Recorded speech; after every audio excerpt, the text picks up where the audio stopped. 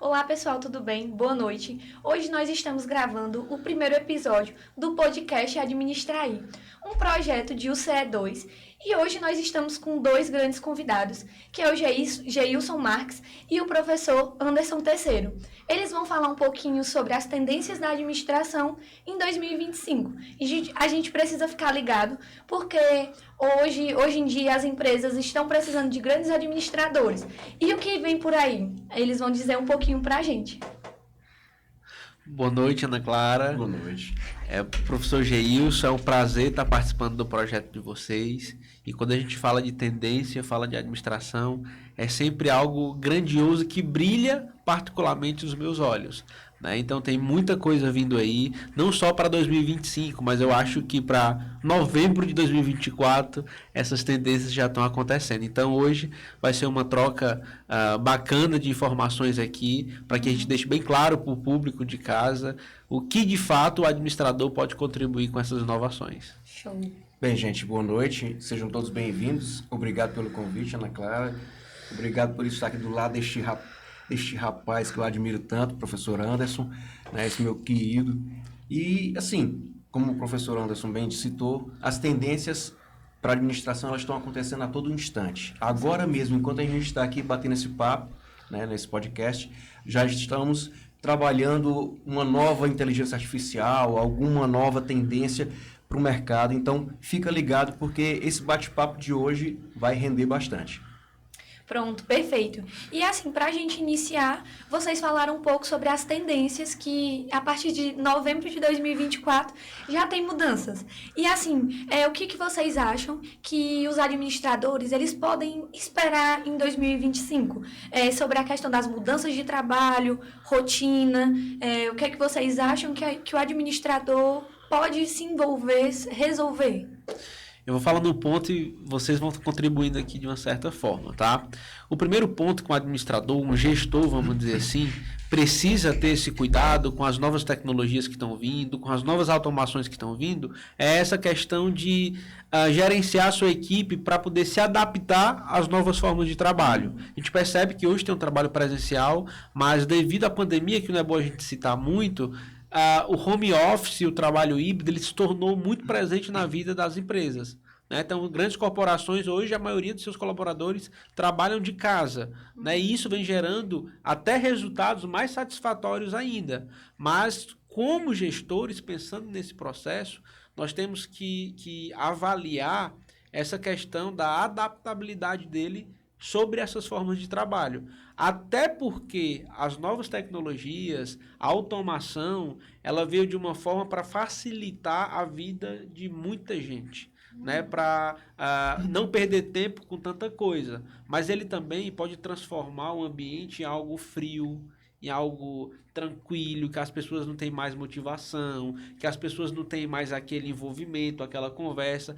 E nós, quanto gestores, sabemos que a tecnologia veio, que a automação veio e ela não vai sair de forma nenhuma tão cedo. Isso aí só tende a aumentar. E nós, quanto administradores, temos que estar preocupados em preparar a equipe para essas novas formas de trabalho, como também fazer essa mesclagem, transformar esse ambiente de inteligência artificial em um ambiente mais humano, um ambiente mais acolhedor, para que as duas coisas se casem e se tornem algo magnífico dentro da empresa. De fato, quando a gente analisa todo o cenário, se você fizer um recorte, o professor antes trouxe a ideia da pandemia, a pandemia nós tivemos uma evolução de pelo menos 5 anos nesse período de pandemia. E se você for avaliar, hoje, a administração ela trabalha não só com processos, não só com projetos, não só com resultados, mas ela trabalha com pessoas. Então, a gente trabalha muito, a gente conversa muito dentro de sala de aula e nas reuniões de negócios sobre a questão do aprendizado contínuo. As tecnologias são imprescindíveis, mas você tem que ter um olhar para o seu profissional, para o seu colaborador, para fazer com que ele possa gerar esse retorno. Uma vez que você tem profissionais focados, engajados nesse processo, e você, enquanto gestor, enquanto administrador ou administradora, começa a se antenar a todas as inovações que nós temos ao redor, você começa a fazer com que o seu ambiente de trabalho seja um ambiente de inclusão, um ambiente de inovação, um ambiente de crescimento. Ou, se preferir, de alta performance. Sim.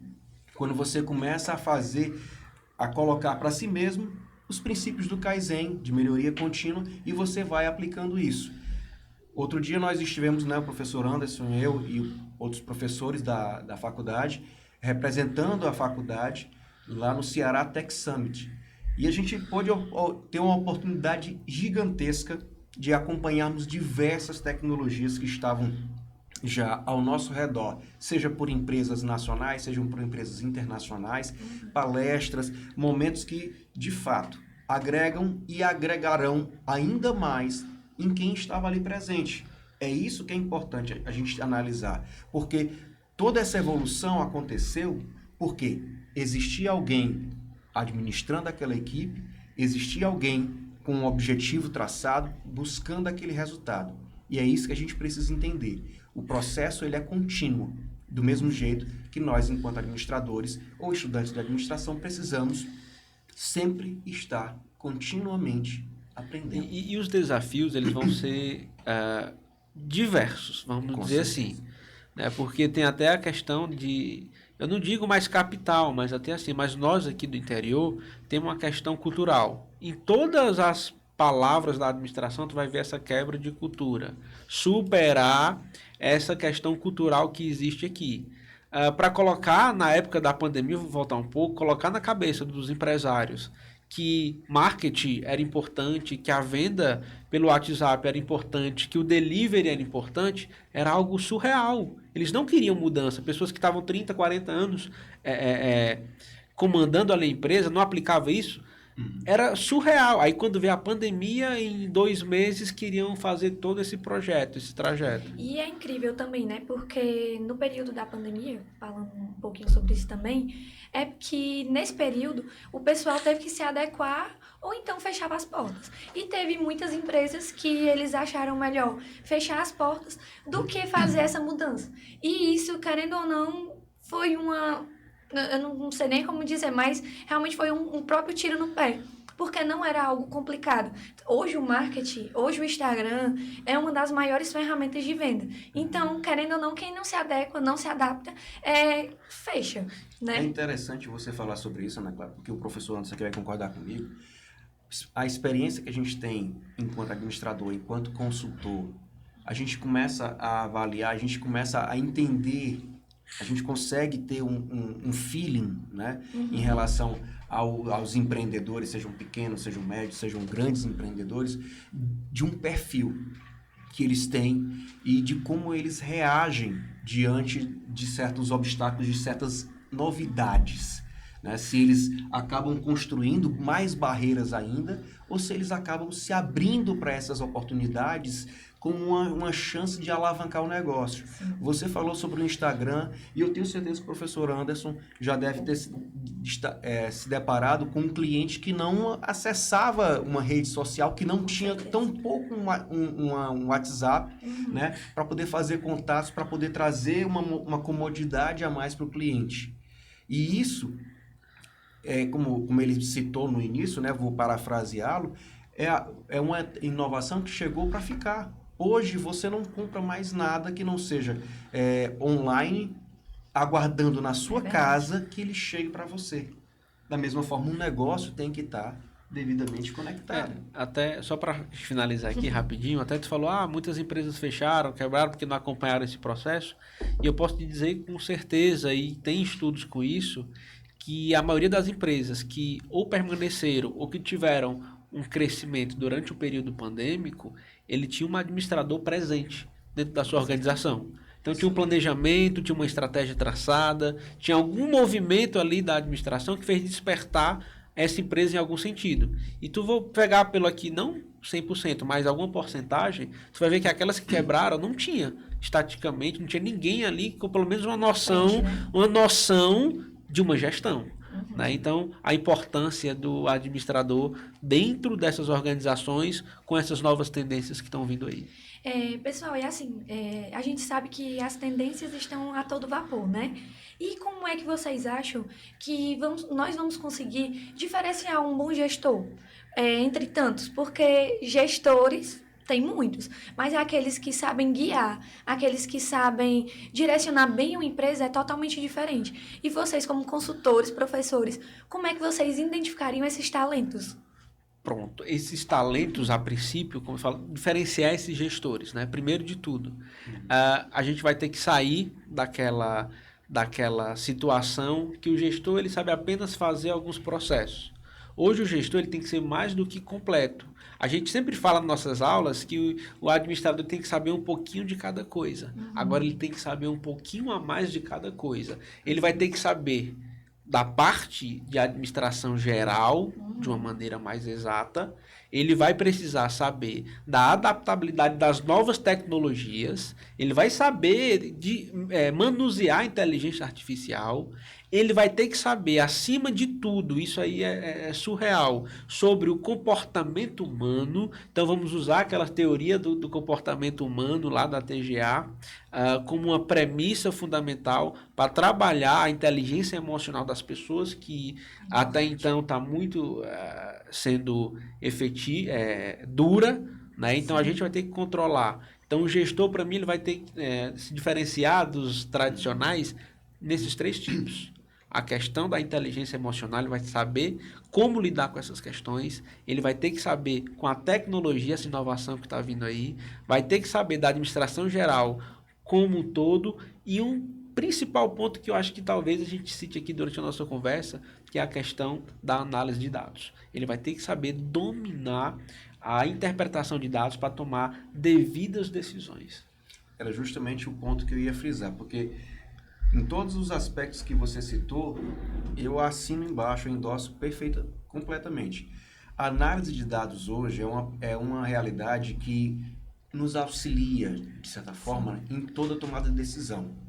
A questão da visão holística que você precisa ter do negócio, você consegue, através de alguns relatórios, você consegue trabalhar. E aí tem aplicativos que nos ajudam com relação a isso, né, como o Power BI e tantos outros, que você consegue fazer o esquadrinhamento do negócio de modo a saber que se o financeiro está indo bem, onde é que ele está indo melhor, se o setor de suprimentos, se ele está adequado ou não, se o setor de recursos humanos, se a questão da alocação de pessoas, se a retenção de talentos, se o turnover, né, se eles estão de fato adequados com o que a empresa está buscando, tudo isso a gente consegue acompanhar através desses dados. E o que a gente percebe em alguns administradores, na verdade, alguns gestores, que eu vou fazer a diferenciação entre o gestor e o administrador. Que não é obrigado que o gestor seja um administrador, mas é imprescindível que seja. E aí, uma das questões que alguns alunos me perguntam, e eu acredito que o professor antes deve ter passado por isso, professor, para montar um negócio, eu posso montar um negócio? Você pode, mas você precisa de alguém que seja um responsável técnico por aquele negócio. É como um médico. Você sente uma dor em uma articulação, você sente uma dor de cabeça, você sente qualquer que seja ela, você procura um especialista naquilo. E como o professor Anderson falou, o administrador, ele entra para poder sanar essas dores do negócio. Nessa questão da análise de dados, nessa questão desse conhecimento sobre a anatomia do negócio, ele entra para poder ajudar. E isso, para todos vocês que estão nos acompanhando, fica a dica, né, que o professor Anderson citou e que eu também estou reforçando aqui. A análise de dados, assim como um conhecimento mais aprofundado de todo o conteúdo, vai ser eficiente para você, assim como vai gerar uma eficácia para o negócio. Exato, só para finalizar também aqui, essa questão, né? Diferenciar o gestor de outro tradicional, como é que essas tendências elas vêm sendo aplicadas? A gente falou, a tecnologia é imprescindível, isso aí é um requisito básico. E os outros itens, como a gente falou, análise de dados, mas a gente tem que colocar a empatia sempre no meio dessa análise de dados. Né? Isso aí vai mudar toda uma questão. E outro ponto principal que a gente falou da inteligência emocional é o feedback contínuo. A gente tem que ouvir mais os nossos colaboradores. Então, se o gestor ouvir mais os seus colaboradores, esse vai ser a diferença gigantesca. O cara sabendo de tecnologia, o cara sabendo analisar e interpretar dados, o cara ouvindo seus colaboradores, não tem perigo de ser um administrador perfeito. É interessante isso, porque eu estava conversando com os alunos agora há pouco, sobre a questão da gestão de processos. E falando sobre essa questão dessa empatia, dessa inteligência emocional, a comunicação clara, né, a comunicação transparente, me permita só adicionar um detalhe, uma pessoa a mais, né? Eu não vou colocar só os colaboradores, eu vou colocar os stakeholders, né, os fornecedores, todos aqueles que fazem de alguma forma conexão, que influenciam no negócio, é imprescindível que eles estejam. Que a gente falava sobre a questão de metodologias ágeis e de como a gente consegue quebrar essas objeções para a mudança. E aí eu acredito que tudo que está sendo falado aqui, Ana Clara, todas essas ponderações são imprescindíveis para você como futuro administrador, assim como para todo mundo que vai assistir o Administraí, que é estudante de administração e que busca, de fato, se especializar, se aprimorar dentro da carreira. Pessoal, a gente fala um pouco sobre as empresas, como a empresa em si vê os colaboradores, sobre empatia, mas a gente também tem que lembrar dos clientes, né? O comportamento dos clientes também está mudando. São muitos sentimentos à flor da pele, são muitos pensamentos, em um momento quer, no outro momento não quer. Tá muito complicado. Vocês acham que esse comportamento dos clientes, como é que ele vai influenciar nas empresas? Como é que vocês acham que em 2025 as empresas vão reagir devido ao comportamento deles? Olha, não, fica à vontade. Tá. É o seguinte, os clientes, mais do que nunca, eles estão cada vez mais exigentes e de uma maneira mais rápida. Né, vamos dizer assim, eles aprenderam que é possível ter concorrentes diretamente pela internet, onde você pode pagar mais barato e aquele produto chega na sua casa com a maior facilidade e supre as suas necessidades. Eu costumo dizer isso há muito tempo atrás e hoje a gente vê em alta, que o cliente ele está ali para atender a sua necessidade. Ele está precisando de algo, ele vai lá para atender a sua necessidade. Só que tem um item a mais, que é justamente isso que vai fazer a diferença nas empresas. Estão fazendo a diferença nas empresas, que é superar as expectativas do cliente. Não adianta nada só eu, hoje em dia, atender a necessidade dele ali. Não adianta mais isso, porque qualquer pessoa, qualquer esquina, qualquer loja atende a necessidade. Se for só para atender a minha necessidade, eu vou na internet, compro o produto, acabou. Eu preciso surpreender ele de alguma forma. Ter seu diferencial, Eu né? preciso que ele vá lá no meu comércio, compre o produto, mas que ele saia de lá com algo a mais, vamos dizer assim, com atendimento diferenciado, com um café, com levar ele até a porta, com ter o pós-venda interessante de mandar mensagem para ele no aniversário, uma data comemorativa, uma empatia melhor, né? Então, eu creio que a diferença das empresas 2025, vamos dizer assim, para as que estão atuais aí, é esse. Já tem empresas diversas que faz isso e dá vontade da gente ficar. A gente tem várias experiências, porque hoje o cliente vai lá pela experiência, né? Você tem que viver aquele momento. Você paga absurdos de dinheiro para comer um hambúrguer que na outra esquina é o mesmo hambúrguer, porém você chega lá, a apresentação é diferente, tem várias coisas que agregam, o ambiente é instagramável, é algo que agrega valor para o teu filho, para tua esposa. Então aquilo ali vai fazer total diferença. Né? Você surpreender as expectativas dele e fazer com que ele não consuma só aquele produto, que ele viva uma experiência. Só um exemplo rapidinho, professor Jesus, que eu costumo dizer isso aí. Por onde eu passo, eu estive ano passado em Gramado e até hoje, meu filho tinha 4 anos na época, e até hoje ele lembra de um local de Gramado, específico, né? De Gramado. Para mim, foi uma experiência incrível. E para ele foi surreal, porque um garoto de 4 anos, saber de tudo que acontece ali dentro, aquilo ali conquistou meu coração. Então, das outras vezes que eu for, eu vou para aquele mesmo local, porque a experiência foi incrível. Então, eu acho que as tendências para 2025 dessa questão da clientela, se eles estão mais exigentes, se eles estão querendo as coisas mais rápido, se eles querem que surpreenda as suas expectativas, que ele tenha uma experiência inovadora, vai ser esse o diferencial. Nesse ponto aí eu concordo plenamente, porque assim, se você for verificar, hoje, as redes sociais, Instagram, Facebook, né, elas trabalham com logaritmos. Elas vão avaliando o que você está consumindo para te oferecer cada vez mais o que você consome com regularidade. Se as redes sociais já estão fazendo isso e estão conseguindo conquistar cada vez mais a sua atenção, de modo a você ficar ali um Reels após o outro, após o outro, após o outro, da mesma forma, os negócios têm que entender que a realidade é essa. O professor Anderson trouxe um argumento muito importante, que o cliente não procura um produto, ele procura de fato a experiência. Quando a gente vai para a gestão de marketing, a gente vê que marketing nada mais é do que atender uma necessidade do cliente. Só que não é simplesmente eu estou com sede, tome, eu estou com fome, coma. Não é isso. É todo o desembaraço, todo esse aconchego, se me permite o termo, né, com relação ao cliente.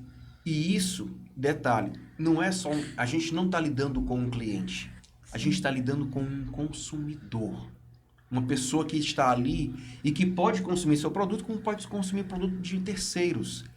O que a gente precisa entender é que ele não é só o sanduíche, não é só a café ou água, é o momento. É a experiência, né? A experiência. Quando você vai, por exemplo, para uma formatura, para um casamento, para um aniversário, para uma festa de 15 anos, são vários e vários reais que são investidos.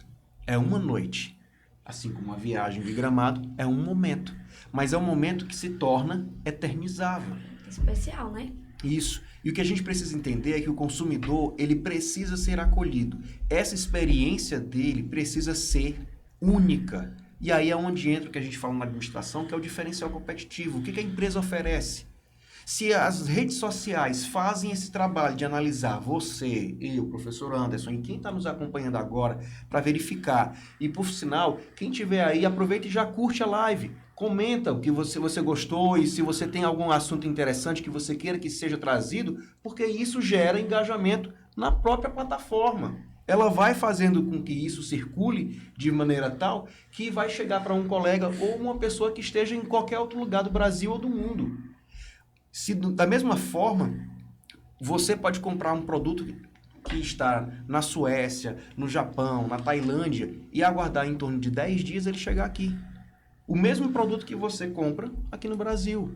A diferença, comodidade, qualidade, preço, competitividade. O que está sendo oferecido? Para a gente poder garantir que esse cliente venha, a gente tem que realmente oferecer algo que o meu concorrente, e aí é onde entra a análise SWOT e tantas outras análises que a gente utiliza no ambiente de administrativo para poder garantir que o meu negócio tenha esse diferencial. E só para finalizar, Ana Clara, que eu costumo sempre dizer, não é caro você aplicar novas experiências para o cliente, né? Então, eu tiro por mim, quando eu quero aprimorar o meu negócio, eu tenho várias pessoas que são referência na minha área, eu vou atrás dessas pessoas para eu conversar, para saber como é que eles fazem, para saber como é que eles encantam o cliente, e automaticamente eu replico aquilo para mim. Então, não é fácil. E só um segredinho, o atendimento, por muitas vezes, é o fundamental. Então, usar a empatia. Se colocar de fato no lugar da outra pessoa. Com certeza. Então, você gosta de ser atendido de forma ruim? Você não gosta. Então, não atenda a pessoa. Você gosta de se atender a pessoa com a cara de sono, com a cara de cansado? Você não gosta. Então, não atenda a pessoa dessa forma. Atenda como se você fosse o seu cliente. Acho que essa questão é um dos pontos principais, porque o que a gente mais vê mesmo, assim, em muitas lojas, porque tem poucas lojas, é escassa na cidade, a quantidade de lojas de algum ramo, a gente chega numa loja, a pessoa olha como se estivesse olhando de cima a baixo e julgando, só porque muitas das vezes a pessoa já está intencionada de comprar, e às vezes compra por ser uma necessidade rápida, não pode esperar. Mas tem algumas vezes que a gente se chateia tanto com o atendimento que a gente pega, cancela, acha melhor pedir da internet, aguardar alguns dias do que ser atendido. Eu acho que hoje o que as empresas precisam mais, é o fundamental, é que tenha uma pessoa sempre controlando, para que a pessoa consiga ter uma capacitação adequada, para que as pessoas consigam ter um atendimento bom. Porque quem não preza pelo atendimento, infelizmente, fica no ranking mais baixo de procura dos clientes. E eu sou muito a favor da concorrência em si. Sim, fundamental. A concorrência, ela faz que a gente fortaleça esse dom de surpreender cada vez mais o nosso cliente, né? Eu costumo dizer das variáveis lá da TGA, uma que eu estico sempre, que eu puxo, por mais que não tenha lá, mas que agora vai ter, é a concorrência. A concorrência, ela faz abrir os olhos de muita coisa. Justamente, talvez isso, uma cidade pequena, não tem tanto concorrente assim no ramo, e ela se sente dono daquele cliente. E automaticamente, quando vem outro, transforma toda a situação. E aí que ela vai começar a pensar. Por isso que ela falou, é importante ter alguém decisivo ali dentro para pensar semanalmente, mensalmente, semestralmente essas mudanças de tendência. Acho que é até importante falar sobre, você falou da análise WOT, né? Da análise fofa. É importante a gente sempre estar vendo quais são os nossos pontos fortes. Claro que também olhando a concorrência, mas é fundamental que a gente faça essa análise interna mesmo. Porque muitas das vezes a gente tem tantos pontos a melhorar e a gente está tão preocupado com o problema em si, que a gente não vê o ponto a melhorar, se precisa de um curso, se precisa ampliar as vendas, né? Foi o que a gente falou na pergunta anterior. Ouvir mais os stakeholders, Sim. que são as partes envolvidas no negócio. Se eu ouvir o meu cliente, se eu ouvir o meu concorrente, entre aspas, se eu ouvir meu fornecedor, se eu ouvir o governo, as pessoas que estão ali no meu negócio, automaticamente o meu planejamento, a minha análise SWOT interna, ela vai ser resolvida e eu consigo fazer um plano de ação direcionado para aquilo, para as dores e para as soluções que as pessoas estão querendo. Com certeza. Isso é importante falar, porque assim, quando eu comecei a trabalhar com algumas consultorias, a ideia era fazer um planejamento de 5 anos. Só que esse planejamento de 5 anos é muito extenso. Tudo Você tem que muda, começar... Né? Justamente, tudo muda.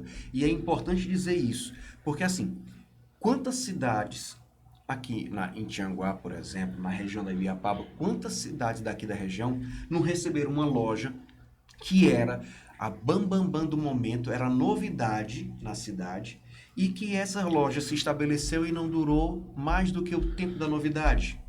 E que acabou por falhas na execução, no planejamento, no acompanhamento com esses clientes, na administração do negócio, acabou que não durou mais do que 6 meses. Muitas. Isso é falha, é a carência de um administrador, uma administradora ali. Porque se houvesse, de fato, esse planejamento, essa escuta ativa com os stakeholders, esse acompanhamento, essa análise dos dados.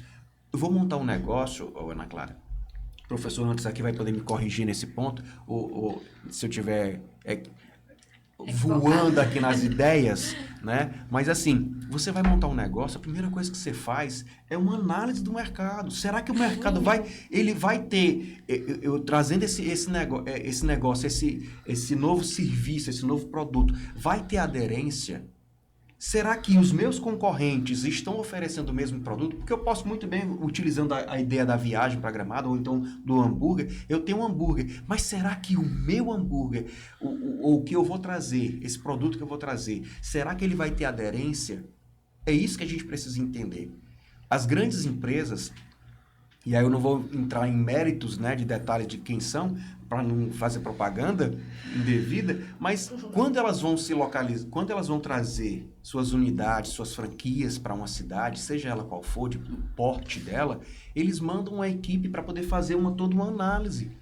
É exatamente o que meu amigo falou agora há pouco, que a gente está aqui batendo esse papo, é o que eles fazem. É o dever de casa de todo administrador, toda administradora. Tem que ter uma análise de mercado, tem que saber se de fato a população vai ter essa adesão. E como é que a gente faz isso? Inteligência artificial, análise de dados, de novo, e de novo, e de novo. A gente volta às perguntas iniciais. E isso não é só... finalizar. Não é só empresas que têm 5, 10, 15, 20, 30 colaboradores, não. Tem exemplos reais que sacoleiras que vende porta a porta, estão vendendo super bem, vende muito, muito. Aí diz, não, estou vendendo bem, vou montar um ponto. Vou botar um ponto para mim físico. Quando monta o ponto, não dura 6 meses, fecha. É justamente isso que não tem essa análise, não tem essa investigação, não tem um projeto em si e acaba se frustrando. Com certeza. Pessoal, e aqui mudando um pouco do assunto, hoje em dia a diversidade, ela está adentrando muito no mercado. Mas tem algumas pessoas que ainda sentem dificuldade de incluir a diversidade no mercado. Como é que vocês veem a administração com isso? Como é que vocês veem como pode reter esses talentos? Porque muitas das vezes tem equipes que não aceitam pessoas diferentes, com culturas diferentes, porque...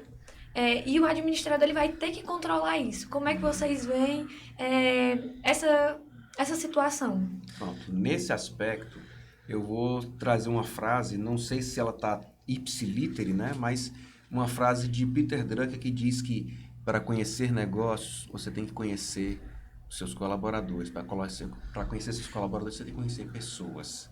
Sim. Ou seja, quer resultados, conheça as pessoas. A gente tem um conflito geracional em boa parte das instituições, das organizações, e a necessidade do administrador, da administradora, tá ali, seja na área de gestão de pessoas, seja na área da direção do negócio, ela tem que ser criado estratégias para envolver todos os colaboradores. Eventos de integração, eventos de imersão, eventos que possam provar que as diferenças juntas constroem a qualidade do negócio, a qualidade da equipe. Porque não existe uma equipe, geração A ou geração B é melhor do que geração C. Não existe isso. Cada uma delas vai se aprimorando, cada uma delas vai se complementando. Se você pegar uma geração mais antiga, você vai ver que eles têm uma certa dificuldade com a tecnologia, enquanto que essa geração Z, ela já nasce com o telefone na mão, conversando com alguém no WhatsApp e tal, no Twitter, no X e por aí vai, né? Ele já nasce conversando, já nasce dialogando com tecnologia. Então, onde eu consigo conectar essas duas gerações e fazer com que elas aprendam juntas é o principal papel de um administrador da área de gestão de pessoas. Essa comunicação, essa integração. A diversidade existe, assim como os desafios do negócio, na área de administração financeira, de administração de suprimentos, seja qual for, ela entra como mais um desafio para a gente poder trabalhar e mostrar que tanto o colaborador com mais de 40 anos, assim como um colaborador recém-contratado com pouco mais do que 18 anos, eles vêm para agregar o negócio ao objetivo final. E, na verdade, falar de diversidade e inclusão não é nem para existir dentro da empresa uma coisa que impeça esse envolvimento. A partir do momento, nós como administradores, chegar numa empresa que eles proíbam ou infringam esse tipo de diversidade e inclusão dentro do seu quadro de colaboradores, dentro do seu tipo de cliente, nós automaticamente temos dever ético de cortar essa empresa, não atender de uma certa forma, né? E colocar para eles várias imposições e várias situações que podem mudar a realidade. Eu sou da área de gestão de pessoas e quando eu estou prestando consultoria de algum processo seletivo, tem empresas que perguntam, só quero mulher, só quero sexo masculino, só quero sexo feminino. Vamos investigar, vamos saber o porquê que você quer disso. E nós, quanto administradores, que temos essa mentalidade mais aguçada com isso, nós temos que fazer com que esses gestores, vamos dizer assim, que estão lá dentro da empresa, consigam refletir isso. E muitas vezes nós conseguimos reverter o caso, não é melhor uma mulher. Não, é um homem mesmo para cá. Pode ser os dois sexos, todos fazem o mesmo papel. E como o Geios falou, quando a gente tem essa diversidade dentro da empresa, o clima organizacional ele é diferente. E quando você tem um clima organizacional onde as pessoas entendem que você acredita no potencial delas, independente de qual que seja o seu tipo, vamos dizer assim, mas que você acredita no potencial dela, que você instiga essa força para ela, essa motivação, a empresa ela tem um crescimento gigantesco, não tenho dúvida. Eu não tenho dúvida do potencial do gestor que investe num clima organizacional positivo. É o principal, né? Quando se tem isso, pode ficar despreocupado. Nós, como administradores, temos que excluir essa mentalidade, vamos dizer, de exclusão e incluir qualquer tipo de diversidade, qualquer tipo de adaptação e assim por diante. Meninas, e para finalizar esse momento tão bom que a gente está tendo, a gente falou muito sobre a questão dos dados, né? Que o uso de dados, a análise dos dados, eles estão hoje no nosso dia a dia, no nosso cotidiano, de uma forma positiva.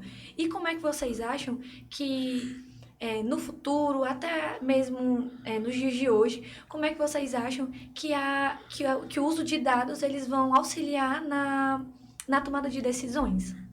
Isso aí não tem como fugir do contexto, eu vou ser bem sincero. Tudo que vocês entenderam de teoria para o passado é importante para a administração, mas a partir de hoje, foquem em cursos, foquem em estudos voltados para análise de dados. Nós que entramos agora nessa era de análise, tinha o Excel, mas hoje existem várias outras ferramentas que nos dão dados, estamos aprendendo também. Então, vocês de informação, é importante já saber disso para se destacar no mercado. Hoje, basicamente, as minhas decisões na minha consultoria e na faculdade são todas baseadas em dados. Eu recebo os dados da comissão própria de avaliação, onde diz se o professor é bom ou ruim, e eu vou tomar a decisão do que fazer com ele nos próximos semestres. Feedbacks, essas coisas. Mas primeiro são os dados que a gente fala para depois dar o feedback para o professor. Tem um sistema lá, o Power BI, que a gente usa na faculdade, fora os outros, que eu tenho todo tipo de dados lá. Quantos matriculados, quantos não tem, quantos desistentes, quais os inadimplentes e tal. E aquilo ali eu vou montando a minha estratégia para tornar a função que eu estou exercendo bem digna. Então, a análise de dados, ela vai ser essencial para qualquer análise, para qualquer tomada de decisão. E detalhe, quando você se tem análise de dados, a chance de erro é menor e a rapidez da tomada de decisão é bem eficaz, é mais rápido. Tudo fica mais ágil, né? Sem dúvida, são números, são coisas reais que estão acontecendo ali. Eu só vou fazer uma pequena retificação. Não é para os próximos anos, é para os próximos dias. Já que todos os dias a gente precisa trabalhar com isso. Quanto mais rápido a gente entender que a análise de dados chegou, ela já existia antes, mas ela hoje chegou com os dois pés na porta dizendo: ou vocês me aceitam, ou vocês vão fechar as portas do negócio. É o famoso aceita que dói menos. Aceita que dói menos. De uma forma bem simples, no Instagram da gente. Nós mesmos olhamos quantas visualizações tem, quem foi que visualizou aquilo ali. E eu já vou ver na minha margem de público para que eu possa, não gostaram da foto, gostaram, compartilharam. Quem foi que compartilhou isso aqui? Os dias Então e fica na curiosidade, justamente, isso aí é uma análise de dados que está fazendo ali daquela foto, daquela publicação, para poder melhorar nas próximas. E é isso que a gente tem que entender. Quanto mais, como você falou, aceita que dói menos. Quanto mais a gente aceitar, quanto mais a gente procurar se especializar, mais a gente vai estar um passo à frente do mercado, um passo à frente do concorrente, um passo à frente para o meu consumidor. Com certeza. É isso que a gente precisa entender. Pessoal, a gente agradece muito. Eu agradeço a disponibilidade de vocês. Que momento legal. Mas, infelizmente, o que é bom dura pouco, né? E assim, a gente agradece a participação de vocês, agradecemos também a disponibilidade de vocês que estão nos assistindo. Fiquem ligados, deem sugestão pra gente também para próximos capítulos. E muito obrigada e boa noite.